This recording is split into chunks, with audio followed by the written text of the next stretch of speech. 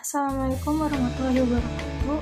Saya Tiara Mustinafari. Saya Mega Pilihan. Saya Fitri Samalan. Di sini saya akan menjelaskan tentang manajemen pemasaran. Definisi pemasaran.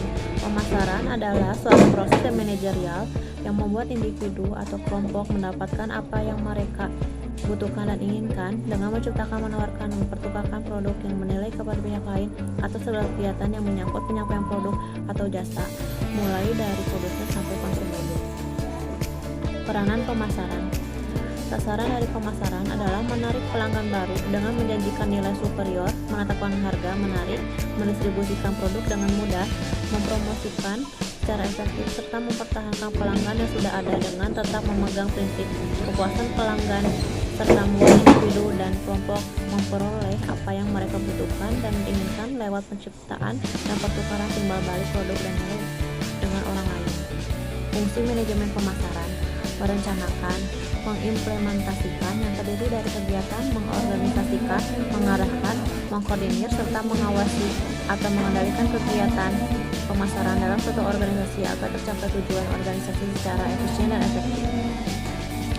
Perencana pemasaran: penentuan segala sesuatu sebelum dilakukan kegiatan pemasaran meliputi tujuan, strategi, kebijaksanaan, serta taktik yang dijalankan. Selanjutnya ada implementasi pemasaran, yaitu proses yang mengubah strategi dan rencana pemasaran menjadi tindakan pemasaran untuk mencapai sasaran, yang mencakup aktivitas sehari-hari dari bulan ke bulan secara efektif melaksanakan rencana pemasaran. Kegiatan ini dibutuhkan tindakan yang menarik semua orang atau semua aktivitas serta struktur organisasi yang dapat memainkan peran penting dalam mengimplementasikan strategi pemasaran.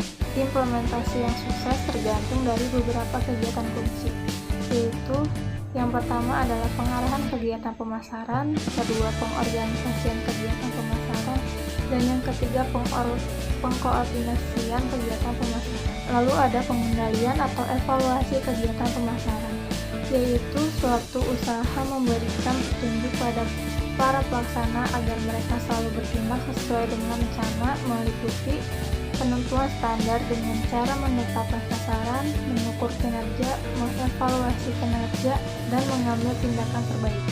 Supervisi kegiatan atau pemeriksaan, perbandingan hasil dengan standar, dan kegiatan mengkoreksi standar. Dan ada kegiatan pengendalian atau evaluasi di atas dapat dikelompokkan dalam dua macam. Yang pertama ada pengendalian operasional, termasuk memeriksa kinerja yang sedang berlangsung terhadap rencana tahunan dan mengambil tindakan perbaikan kalau perlu. Dan yang kedua ada pengendalian strategi, meliputi pengamatan apakah strategi dasar perusahaan sesuai dengan peluang yang terbuka. Selanjutnya ada audit pemasaran.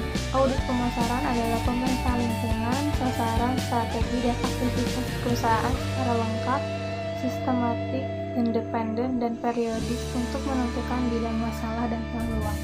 Di sini saya akan melanjutkan materi yang sebelumnya dipaparkan oleh teman saya. Saya akan menjelaskan ruang lingkup audit pemasaran. Audit pemasaran dapat mencakup 6 wilayah di dalam pemasaran. Yang pertama ada audit lingkungan pemasaran, lingkungan mikro maupun lingkungan makro. Yang kedua audit pemasaran. Yang ketiga audit organisasi. Yang keempat audit sistem pemasaran. Yang kelima ada audit produktivitas. Keenam ada audit fungsi manajemen. Konsep inti pemasaran dibagi menjadi 5, yaitu kebutuhan, keinginan, dan permintaan. Yang kedua ada produk. Yang ketiga ada nilai, kepuasan, dan mutu.